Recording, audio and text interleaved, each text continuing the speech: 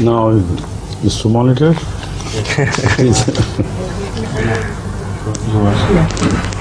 There is a question from brother Akrama Najami from Kababir. From Kababir. Yes, he's asking about astrology and numerology. It's very widespread belief in them. So are they true? Are there any basis for those? See, there is a scientific basis which is supported by the Quran, and there is no basis whatsoever as supported by superstition.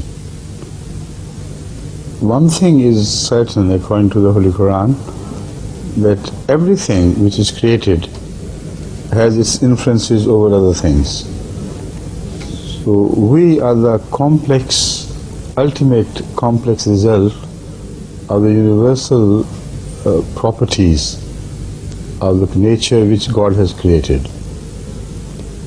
So this is made very clear in the Holy Quran, that whatever He has created has influences, and man is the micro universe. So there is a macro universe around, and there is a micro universe created by God in man. And Hazrat sallallahu alaihi wasallam is the ultimate evolution of that micro universe. So in that much we believe everything has its influence over other things, and there is a chain reaction which continues. But things which are closer have greater influence, things which are farther away have smaller influences. So as far as the making of man is concerned, everything God has created has gone into the making of man. But to say that the fate of every person is governed by distant stars, while the things which are closer in influence and stronger, they are overwhelmed by that fate-making star or stars, is just myth. There is no truth in it. And there is not the least evidence from the Holy Quran or from the traditions of the Rasulullah sallallahu alaihi wasallam that stars have such influences over man's fate. Fate is a subject discussed clearly in the Holy Quran, and the two governing principles which the Quran dictates, I'll return to them after the translation, please.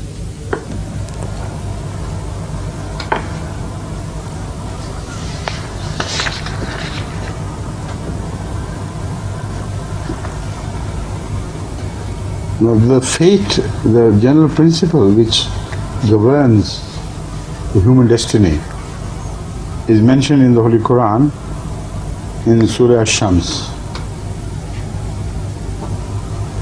and which reads, A'udhu billahi minash shaitanir rajeem, Bismillahir Rahmanir Rahim, was-samaa'i wa ma banaha, wal-ardi wa ma tahaha, wa nafsin wa ma sawwaha, فَأَلْهَمَهَا فُجُورَهَا وَتَقْوَاهَا قَدْ أَفْلَحَ مَنْ زَكَّاهَا وَقَدْ خَابَ مَنْ دَسَّاهَا. This is how we make our destiny. Destiny is made in principle by Allah. It's shaped in clear-cut laws of nature, human nature, which one cannot defeat, which one cannot frustrate. They are the overpowering governing laws. And within those laws, God has created both possibilities. For man to return to the lowest depths from where he started his journey, or to rise unlimitedly, forever, to higher destinations for which he is created. These are the principles which are mentioned in these verses which I have just quoted.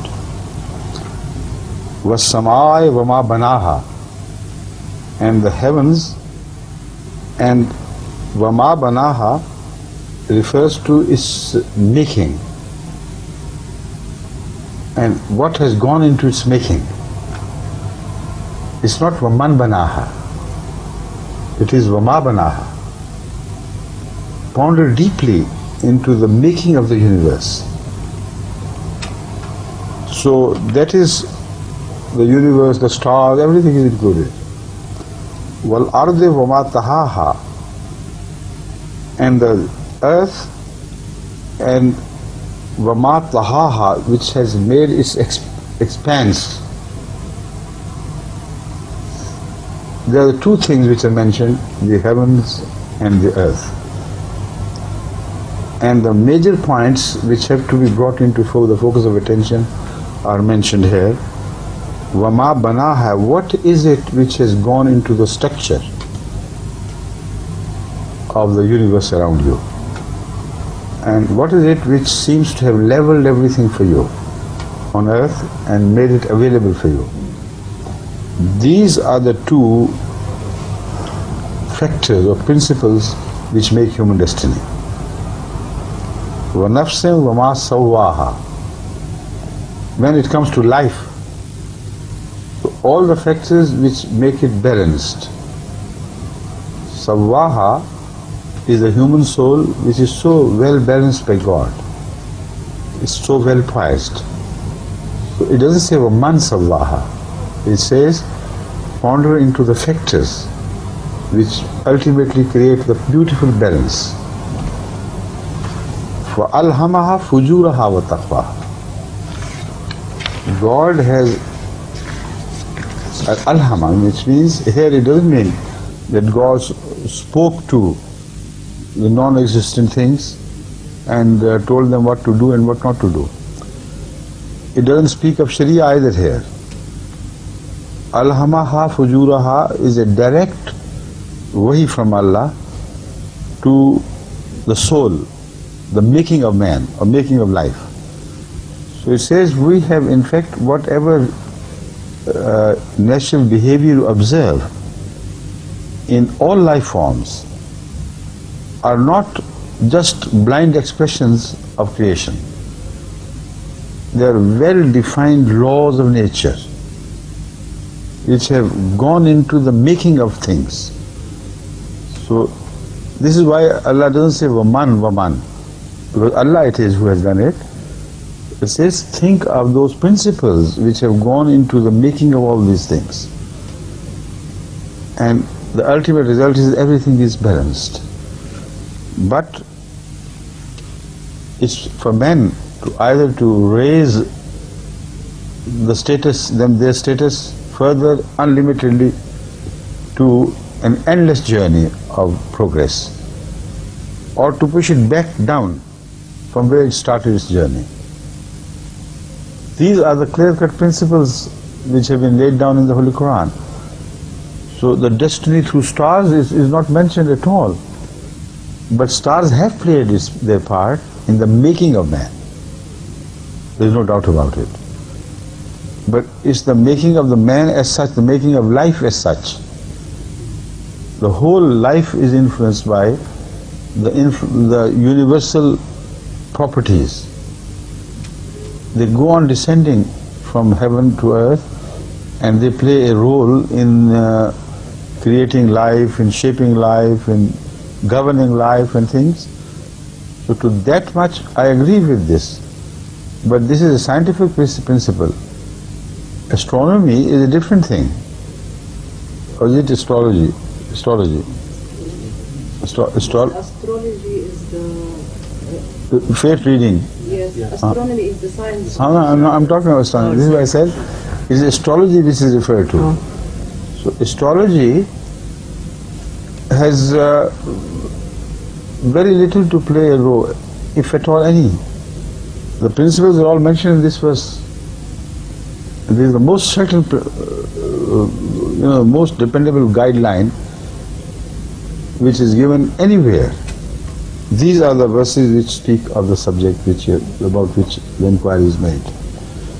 وَقَدْ خَابَ مَنْ دَسَّاهَا قَدْ أَفْلَحَ مَنْ زَكَّاهَا وَقَدْ خَابَ مَنْ دَسَّاهَا.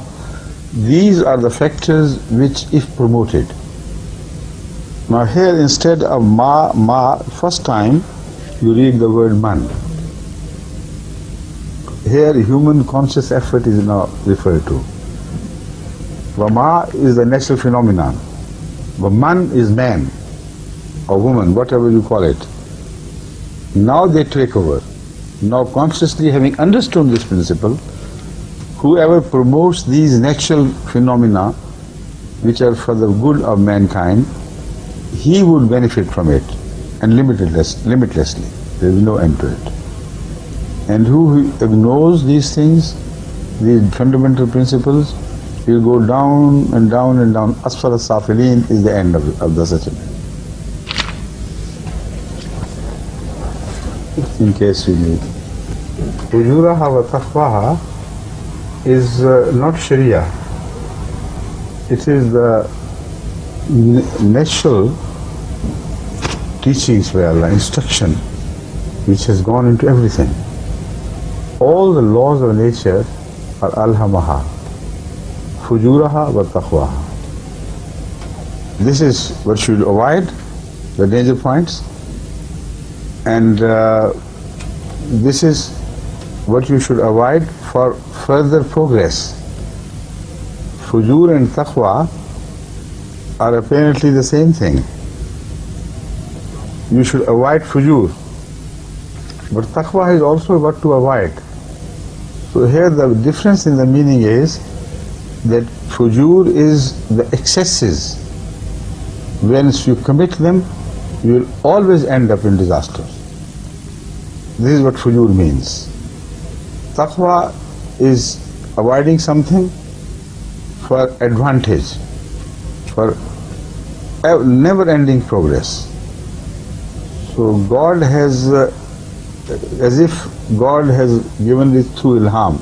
Here ilham doesn't mean the verbal ilham. It means God has etched it upon human nature, or nature of everything. If you do this, if you do not avoid this, you will suffer from its consequences. If you avoid these things, you will draw benefit from its consequences.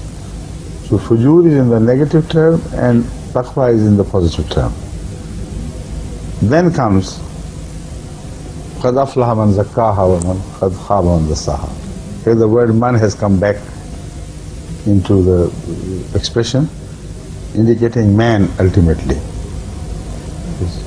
Here dassaha refers to that ha, where it says alhamaha fujuraha wa taqwaha. The basic soul, the ultimate consciousness.